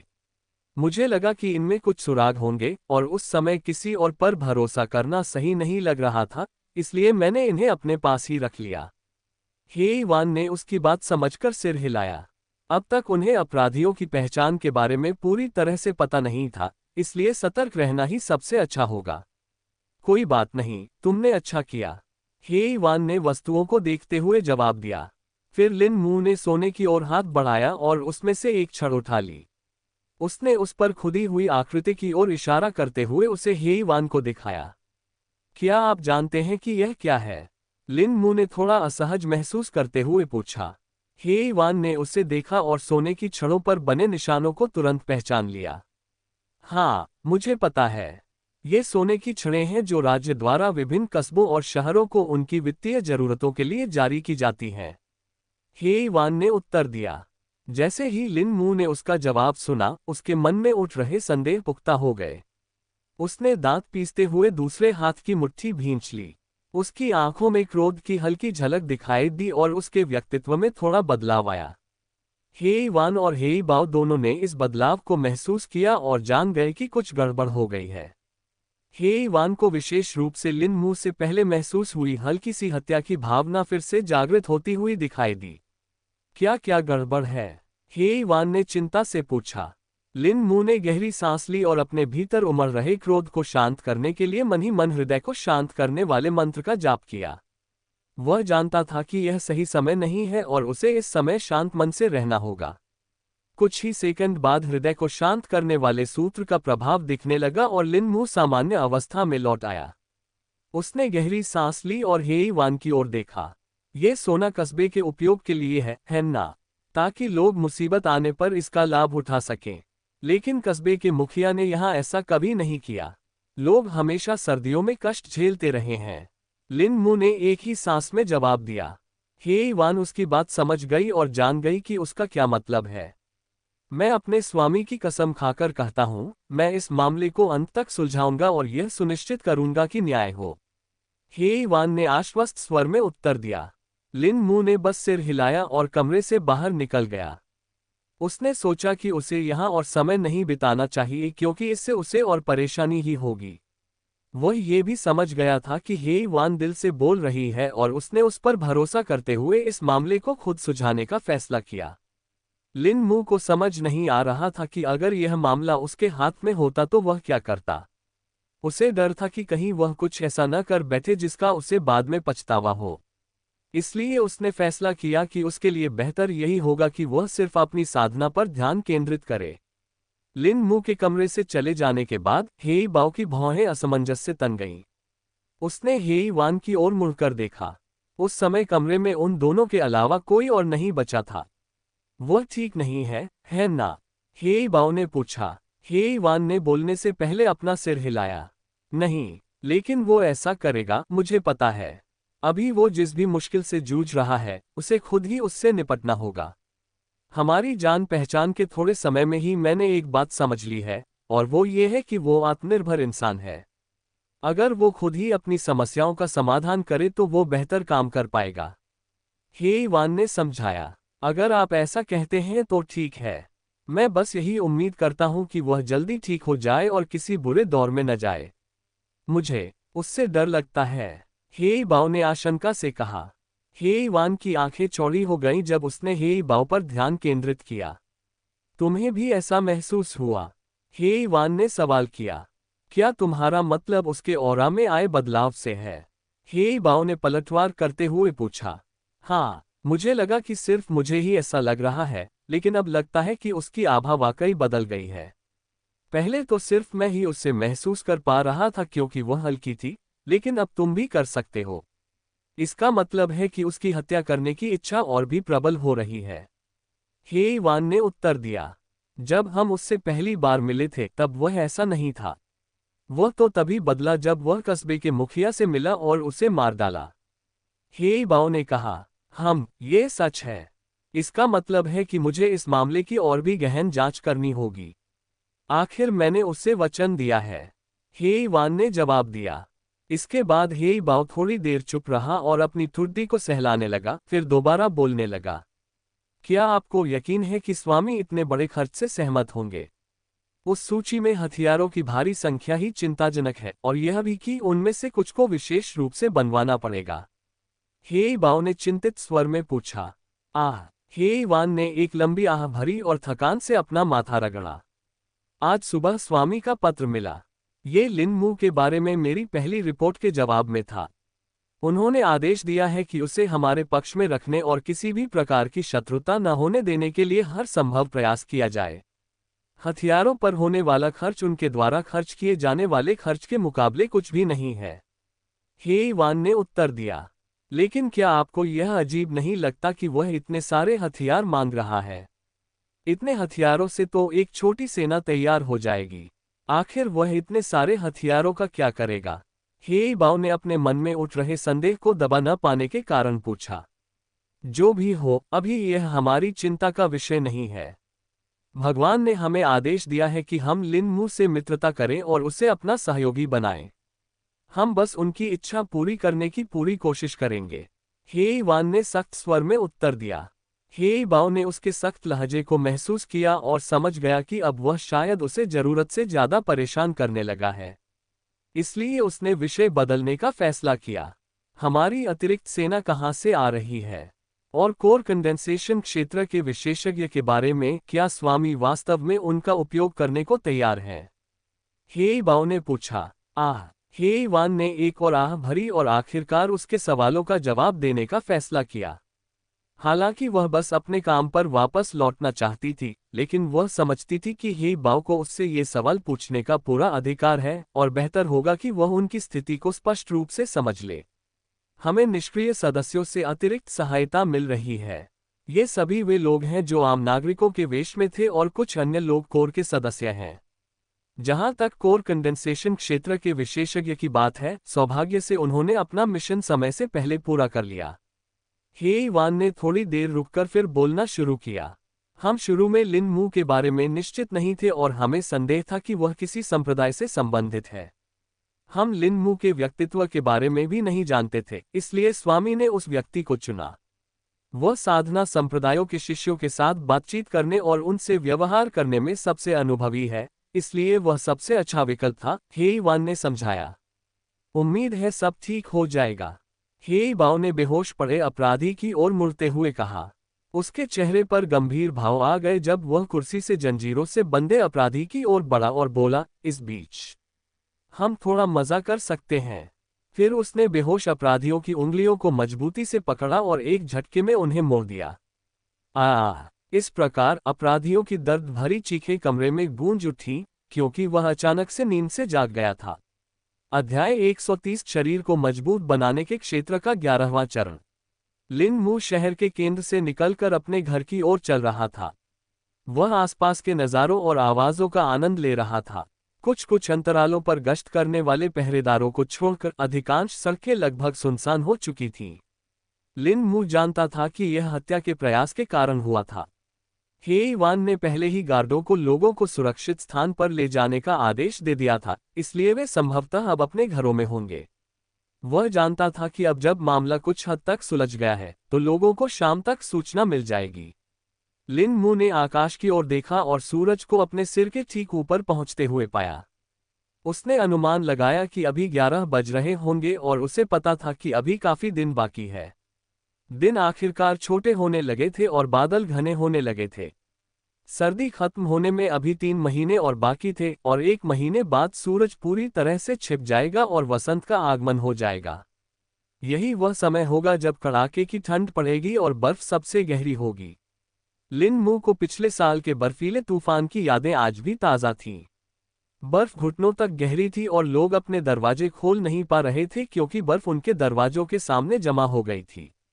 लिन मू जानती थी कि कुछ लोगों के पास खाने पीने का सामान कम पड़ने लगेगा और उन्हें राशनिंग करनी पड़ेगी। उसे उम्मीद थी कि इस बार चूंकि हेई वान यहाँ था और कस्बे का मुखिया मर चुका था, इसलिए हालात अलग होंगे। और अगर वे नहीं हैं तो मैं उन्हें बना दूंगा। लिन मू ने अपने आप से बुदबुदाया, तभी उसकी आभा में एक और उतार चढ़ाव दिखाई दिया। लिन मू चलते रहे और आखिरकार रिहायशी इलाके में पहुंच गए। अब उन्हें यहाँ कुछ लोग आपस में बातचीत करते नजर आए। वे लोग पिछली घटना और घोषणा के बारे में गपशप कर रहे थे। लिन मू समझ गए कि इस बार वे कुछ ज्यादा संतुष्ट लग रहे थे। कम से कम इस बार लोगों को उम्मीद तो है, लिन मू ने मन ही मन सोचा। जल्द ही लिन मू अपने घर पहुंचा और उसने देखा कि कोई उसके सामने खड़ा है।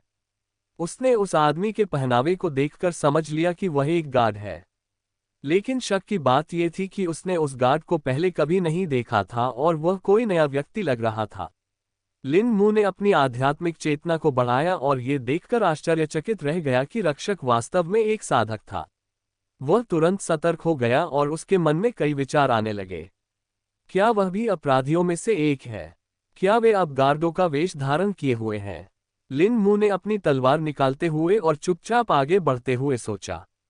पहरेदार का मुंह दूसरी तरफ था, इसलिए उसने लिन मू को अभी तक नहीं देखा था, और जब लिन मू की आत्मा की इंद्रिय ने उसकी जांच की थी तब भी उसे इसका एहसास नहीं हुआ था। लगता है उसने पहले कभी आत्मा को महसूस करने की क्षमता का अनुभव नहीं किया है। वह ऊर्जा शोधन के शुरुआती चरण में है, यह आसान होगा। लगता है हमें पूछताछ के लिए एक और अपराधी मिल गया है। लिन मू ने मन ही मन सोचा। लिन मू ने एक बार फिर चारों ओर देखा और सुनिश्चित किया कि कोई उसे देख नहीं रहा है। इस बात का पक्का यकीन होने पर उसने पलक झपकाने की शक्ति का इस्तेमाल किया और गार्ड के ठीक पीछे प्रकट हो गया। फिर उसने अपनी छोटी तलवार उस आदमी की गर्दन पर रख दी। हिलने की कोशिश भी मत करना। एक भी हरकत की तो मैं तुम्हारी गर्दन काट दूंगा। अब बताओ तुम कौन हो? लिन मू ने धमकी भरे लहजे में कहा। अब तक बेफिक्र रहा गार्ड अचानक इतना चौंक गया जैसे उस पर ठंडा पानी डाल दिया गया हो। उसने कभी सोचा भी नहीं था कि कोई अचानक उसे पकड़ लेगा। लेकिन अगले ही पल उसने उस आवाज को पहचान लिया और उसकी आंखें फटी रह गईं।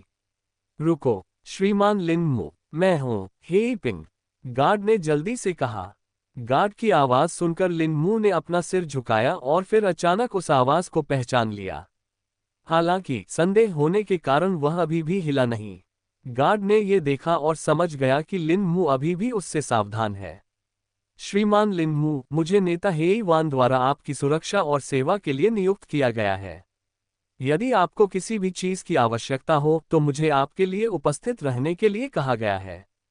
मुझे रक्षक का पद इसलिए सौंपा गया है ताकि हम सभी के लिए काम आसान हो सके, रक्षक ने समझाया। उस आदमी की बात सुनने के बाद ही लिन मू ने उसकी गर्दन से तलवार हटाई।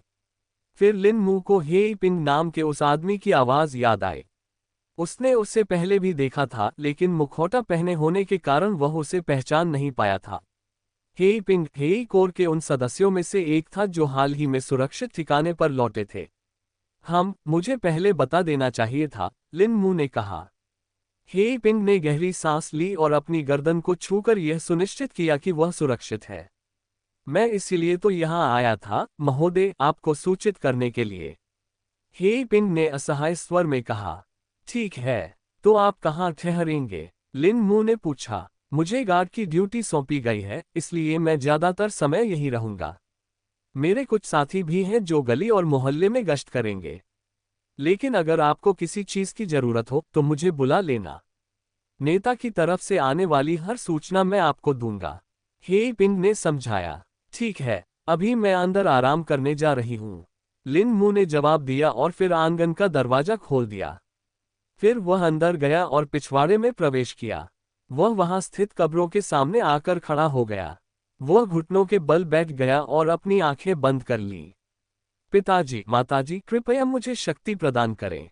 मैं जानती हूं कि आगे का सफर लंबा और कठिन होगा, लेकिन इतना जान लीजिए कि मैं विजयी हो जाऊंगी, लिन मू ने दृढ़ निश्चय के साथ कहा। लिन मू कुछ घंटों तक उसी स्थिति में बैठा रहा, फिर उठा और घर के अंदर लौट गया। लिन मू को इस बात का एहसास नहीं था कि सुबह से उसकी आभा थोड़ी अस्थिर हो गई थी, लेकिन माता पिता की कब्र पर जाने के बाद वह आखिरकार शांत हो गई थी। लिन मू को अपने पेट में गुड़गुड़ाहट महसूस हुई और फिर उसे एहसास हुआ कि उसने कुछ देर से कुछ नहीं खाया है। साधना शुरू करने से पहले मैं कुछ खा लूंगा, लिन मू ने मन ही मन बुदबुदाया। इस प्रकार उसने अपने स्पेशियल रिंग से स्पिरिट बीस्ट का मांस निकाला और रसोई में उसे पकाना शुरू कर दिया। 20 मिनट बाद भुना हुआ मांस तैयार था और लिन मू उसे खाने लगा। उसकी भूख को देखते हुए लिन मू को उसे पूरा खत्म करने में ज्यादा समय नहीं लगा। लिन मू अपने शयन कक्ष में लौट आया और ध्यान लगाने के लिए पालथी मारकर बिस्तर पर बैठ गया। लेकिन महज 5 मिनट बाद ध्यान साधना से जागते ही उसके चेहरे पर आश्चर्य का भाव आ गया। क्षण भर के लिए उसके शरीर से ऊर्जा की एक लहर निकली और ऐसा लगा मानो उसकी हड्डियां मांस के बीच से चमक रही हो। मैंने सफलता हासिल कर ली, लिन मू ने बुदबुदाते हुए कहा। वास्तव में लिन मू ने शरीर को मजबूत बनाने के 11वें चरण को पार कर लिया था और शरीर को मजबूत बनाने के विशेषज्ञों की सर्वोच्च श्रेणी में प्रवेश कर लिया था। उसकी जीवन शक्ति उसकी हड्डियों में प्रवाहित हो रही थी और यहाँ तक कि उसके अस्थि मज्जा तक पहुँच रही थी। जैसे ही उसने अपने पूरे शरीर को आराम महसूस किया, उसके मन में ताजगी का एक सुखद एहसास छा गया। ऐसा लगा मानो उसके शरीर की कोशिकाएं आनंद से झूम उठी हों और अत्यंत सक्रिय हो गई हों। वास्तव में 1 मिनट बाद उसके शरीर से भाप की हल्की हल्की लपटें निकलती हुई दिखाई देने लगीं। क्या? लिन मू ने हैरानी से कहा। ध्यान केंद्रित करो, अपने भीतर की जीवनदायिनी ऊर्जा को महसूस करो और उसे उसके मार्ग पर निर्देशित करो। उसे अपनी हड्डियों तक प्रवाहित होने दो और अपने मज्जा को शुद्ध करने दो। ज़ुकोंग ने कठोर स्वर में मार्गदर्शन दिया। लिन मू ने कुछ नहीं कहा और निर्देशों का पालन किया। वह हृदय को शांत करने वाले सूत्र का जाप करते रहे और प्राण ऊर्जा के प्रवाह पर ध्यान केंद्रित करते रहे। उन्हें वह प्राण ऊर्जा महसूस हो रही थी जो उनकी त्वचा, मांसपेशियों और रक्त में व्याप्त हो रही थी। ये जीवन शक्ति अत्यधिक संतृप्त अवस्था में थी और किसी भी क्षण फूटने के कगार पर थी। लिन मू की वर्तमान स्थिति संयोगवश सबसे अनुकूल साबित हुई, जिसके कारण ये फूट पड़ी। इन तीनों स्तरों से जीवन शक्ति उसकी हड्डियों में समाहित होने लगी। हालांकि ऊर्जा उसकी हड्डियों में प्रवाहित हो रही थी, लिन मू को उन तीनों परतों से ऊर्जा में कोई कमी महसूस नहीं हुई। ऐसा लग रहा था मानो ऊर्जा प्रवाहित होते ही तुरंत उसकी जगह नई ऊर्जा आ गई हो। ऊर्जा की पूर्ति और खपत का ये चक्र 1 घंटे तक चलता रहा। अंततः लिन मू को ऐसा लगा मानो उसकी हड्डियां भी पूरी तरह से तृप्त हो गई हों। उसने एक ही प्रयास में शरीर को मजबूत बनाने के 11वें चरण के शिखर को प्राप्त कर लिया था। लिन मू ने एक गहरी सांस ली और अपने मुंह से भूरे रंग की गैस का एक हल्का सा गुबार निकाला। ये भूरी गैस आगे बढ़ी और कमरे की लकड़ी की दीवार को छू गई। लेकिन जैसे ही यह छुई, दीवार अचानक गलने लगी। दोस्तों, अगर आज की स्टोरी ने दिमाग की बत्ती जला दी हो तो लाइक का बटन दबाना तो बनता है। अगले एपिसोड में मिलते हैं एक नए ट्विस्ट के साथ। तब तक के लिए check out my other videos on the screen. मैं हूं आपका RRNOVELBOY साइनिंग ऑफ।